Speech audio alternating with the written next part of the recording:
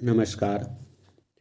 मैं चंदन कुमार सिंह, भारतीय विधि ज्ञान CKS 2023 में आपका स्वागत है।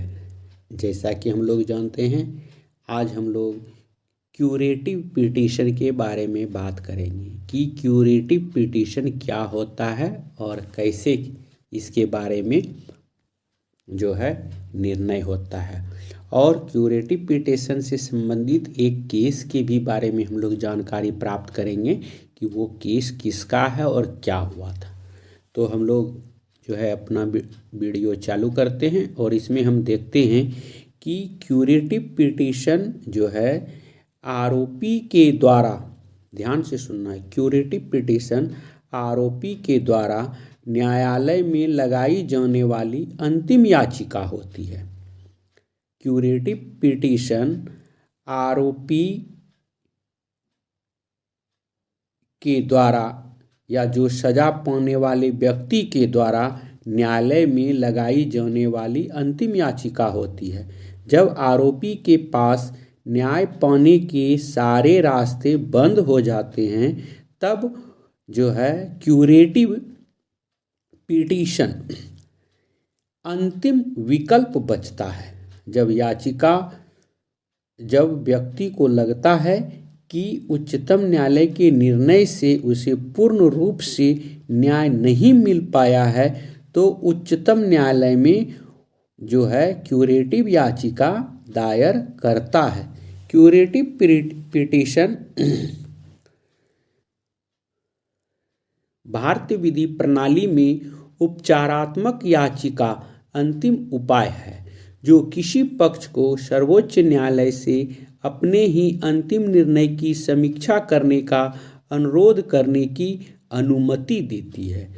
जब समीक्षा याचिका खारिज कर दी गई हो, ताकि न्याय के घोर उल्लंघन या न्याय के सिद्धांतों के उल्लंघन जैसे न्यायाधीश के पूर्वाग्रह को सुधारा जा सके। इसका एक केस है रूपा अशोक हुर्रा मामले 2002 में स्थापित। यह एक असाधारण उपाय है जिसके लिए वरिष्ठ अधिवक्ता के प्रमाणन की आवश्यकता होती है, जो प्रक्रिया की निष्पक्षता की चुनौती देने पर केंद्रित है, न कि मामले पर पुनर्विचार करने पर। और यह दुर्लभ है। अक्सर वरिष्ठ न्यायाधीशों द्वारा मौखिक बहस के बिना ही निर्णय लिया जाता है।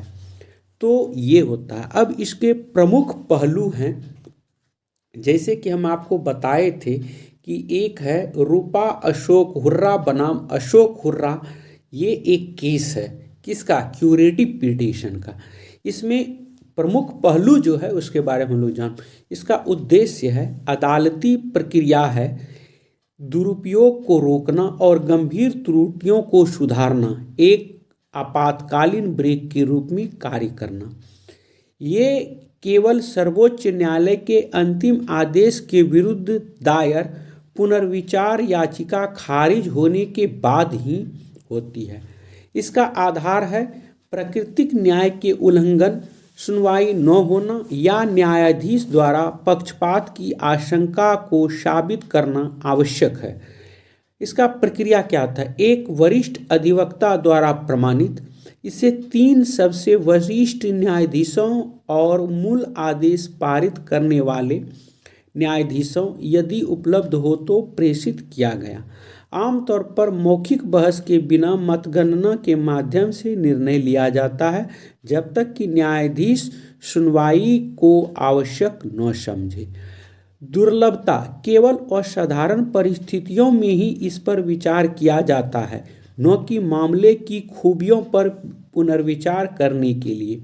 अब इसका जो मूल है, रूपा अशोक हुर्रा बनाम अशोक हुर्रा एवं अन्य मामले में उच्चतम न्यायालय द्वारा निरूपित 2002 मैकिस्कम एक्ट क्यूरिया नेमिनेम ग्रेविबिट अदालत का एक कार्य किसी पर प्रतिकूल प्रभाव नहीं डालेगा पर आधारित है। फिर से एक बार सुन लिया जाए। मैक्सिमम एक्ट्स क्यूरिया नेमिनेम ग्रेविबिट अदालत का एक कार्य किसी पर प्रतिकूल प्रभाव नहीं डालेगा पर आधारित है। ये जो हम लोग क्यूरेटिव पिटीशन के बारे में बात किए, इसकी विशेष जानकारी यही है। अगर वीडियो अच्छा लगे तो चैनल को सब्सक्राइब करें, शेयर करें और इसी तरह की कानूनी प्रक्रिया की जानकारी प्राप्त करते रहें। तब तक के लिए जय हिंद, जय भारत, जय श्री। नमस्कार, मैं चंदन कुमार सिंह, भारतीय विधि ज्ञान CKS 2023 में आपका स्वागत है। जैसा कि हम लोग जानते हैं, आज हम लोग क्यूरेटिव पिटीशन के बारे में बात करेंगे कि क्यूरेटिव पिटीशन क्या होता है और कैसे इसके बारे में जो है निर्णय होता है, और क्यूरेटिव पिटीशन से संबंधित एक केस के भी बारे में हम लोग जानकारी प्राप्त करेंगे कि वो केस किसका है और क्या हुआ था।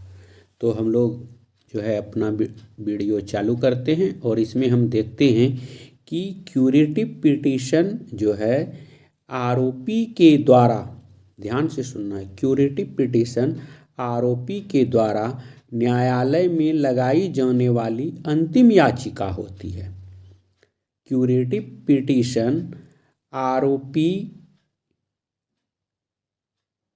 के द्वारा या जो सजा पाने वाले व्यक्ति के द्वारा न्यायालय में लगाई जाने वाली अंतिम याचिका होती है।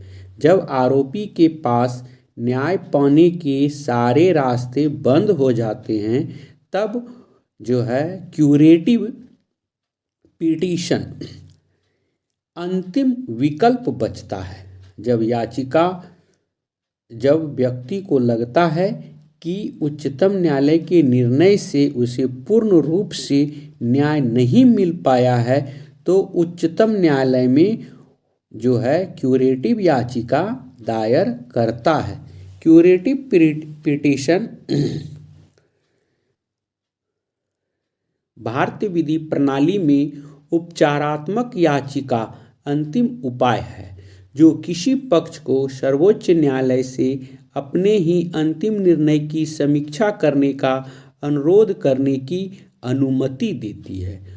जब समीक्षा याचिका खारिज कर दी गई हो ताकि न्याय के घोर उल्लंघन या न्याय के